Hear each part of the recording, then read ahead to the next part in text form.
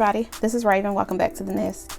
What I have for you all today is my check-in for Paycheck budget number 2 for the month of September 2020. So let's go ahead and get into it. All right. Estimated for income. I already have my actuals for my full-time job. I'm going to leave the online income budgeted at $150. I'm going to put my actual in as we get closer to, matter of fact, when I get ready to do my paycheck budget number 1 for October, that's when I'll fill in what my actual was for online income. Now we get down to expenses.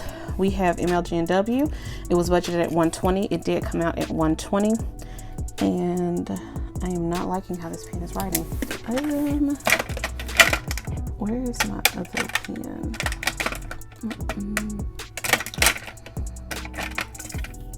I can't find my other erasable pen. We're just gonna write with this one.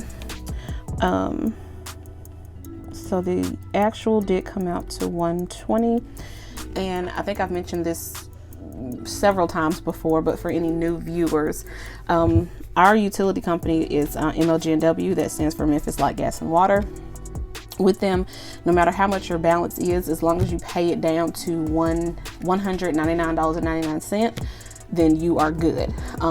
I look at this as smart simply because it's not like it's a bill that you're ever going to eliminate completely. This is something that you will always have as long as you want electricity, gas, and water. So I never see the sense in paying the entire balance. I just pay whatever I need to pay to get it down to, the $199 or $198, whatever I pay it to get down to. So I think the total amount that needed to be paid was like $118 and some change or something, but I just went ahead and rounded up to $120 just because it just makes it easier for me when tracking and all of that. So I paid $120 for that, and that's, like I said, our Memphis Light, Gas, and Water.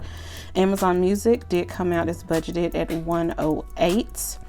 The reason why my Amazon Music is $108 is because I have a student account.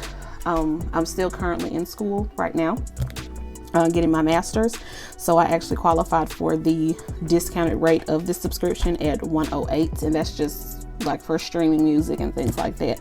I did have Apple Music at one point in time, but I was already used to Amazon Music when I had an Android phone, because I haven't always had Apple products. I'd say probably in the last maybe 1.5 to 2 years is when I kind of got into Apple products. Like, of course, now I have an Apple Watch and I have an iPad, I got an iPhone. At some point I want to get me a MacBook. So I'm slowly making that transition to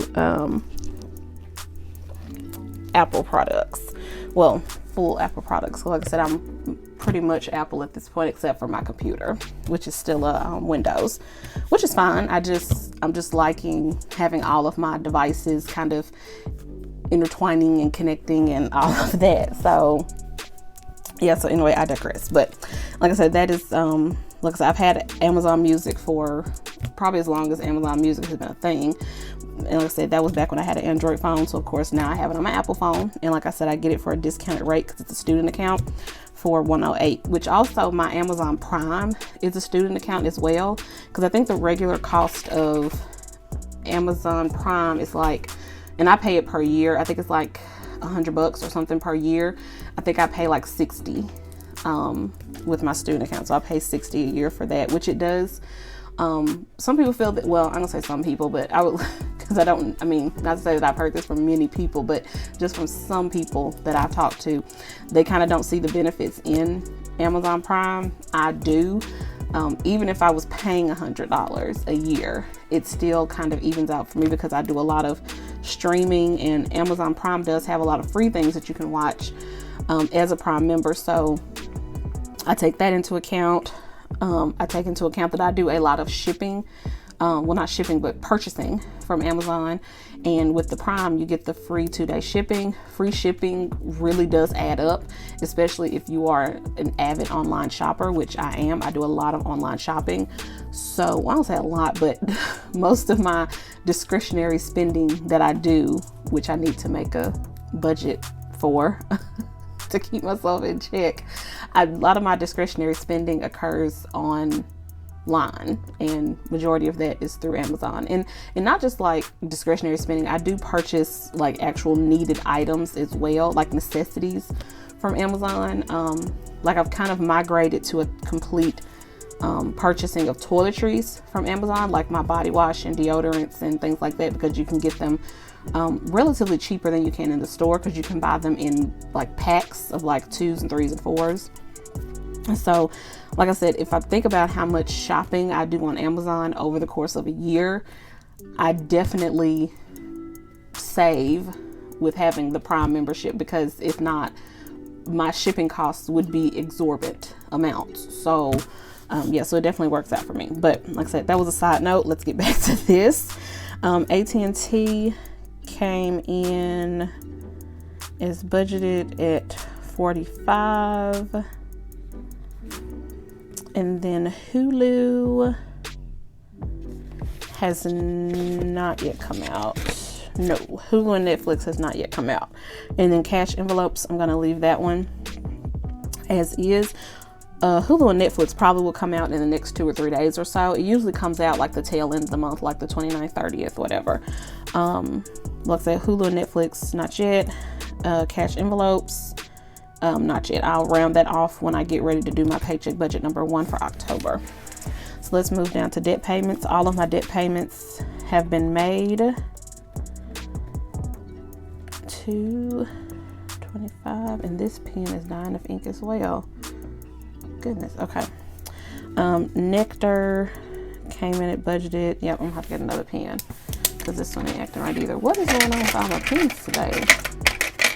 And this one is actually a really good writing pen. It's a Papermate. It's an Inkjoy gel pen, 0.7 millimeters. It is a really good writing pen. It's run out of ink, and I have some extra ones. I just don't know where they are. I think I mentioned in my last video that I did some rearranging of my pen storage. And actually what I purchased, and it's not like the best situation, but it's working for now. I bought, let's see if I can angle this up so y'all can see, but my phone is inside this thing and I don't want to take it out because it takes energy to put it back in.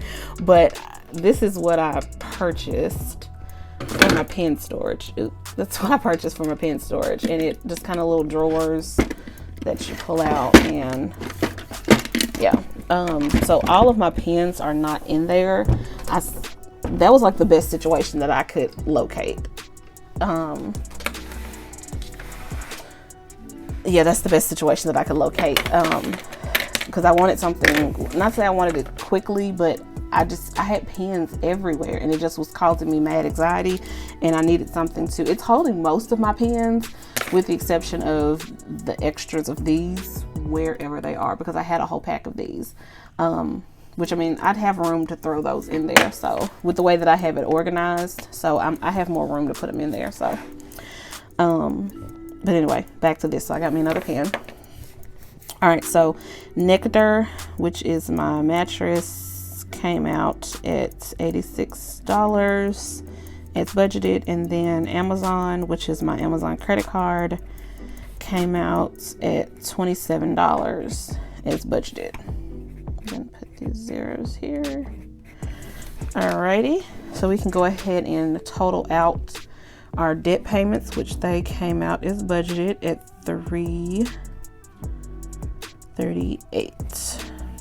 Okay, flipping over, we have our sinking funds, which all these came out as planned except for one, which was my car registration. I don't need to put any more towards that, because with last payday, which was payday paycheck budget number 1, when I added that $20 in from that payday, that capped off the amount that I need to get my car registration. So I didn't allocate that towards anything else. I guess I could have. I actually took that $20 and did something. I don't remember. It was some discretionary spending that occurred with that $20. Let's just say that. Holidays ending 0. Vacations got its usual 40. So our totals are $150. And And if you hear some noise in the background, doggy got a new toy, so he's having fun with that. We're gonna put, this is $20, and then plus we got a $20 overage here, which I use that to, I think I've got some lipstick or something, I got something in the cosmetic genre. That's what I got. All right, so credit one, well, for our debt snowball, my credit one card number 2. I'm not going to write my actual in yet because I have not made the final payment. I've made partial of this, but I have not paid off the entire $280. So, and I anticipate making the other half of that payment probably the day before payday. Yeah, it'll probably be the day before payday. This upcoming payday is probably when I'm going to make that. And then my Capital One Auto,